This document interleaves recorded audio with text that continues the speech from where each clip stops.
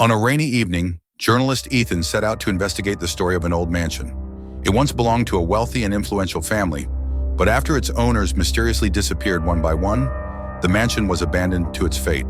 The mansion loomed over the surrounding landscape like a forgotten relic of a bygone era. Its towering, ivy-covered walls were cracked with age, and its once grand iron gates now hung loosely on rusted hinges. The windows, some shattered and others thick with grime, gave the impression of hollow, watching eyes. As Ethan approached, the wind howled through the broken eaves, carrying whispers of the past through the darkened corridors within.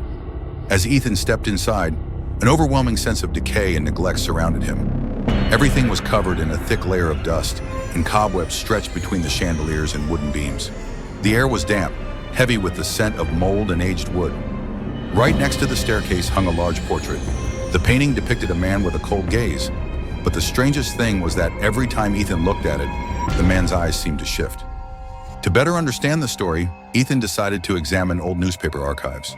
His research revealed that the man in the portrait was Charles Whitmore, the mansion's last owner. Charles had vanished one night without a trace. No body, no evidence, nothing. Along with him, all the servants in the mansion had also disappeared. The next night, Ethan returned to the mansion.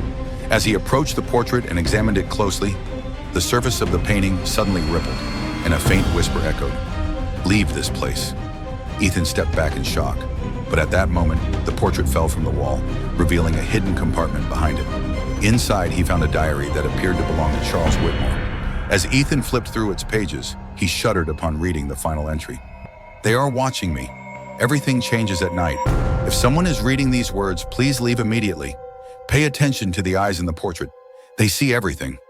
Just then, another whisper filled the room, and the eyes in the portrait locked directly onto Ethan.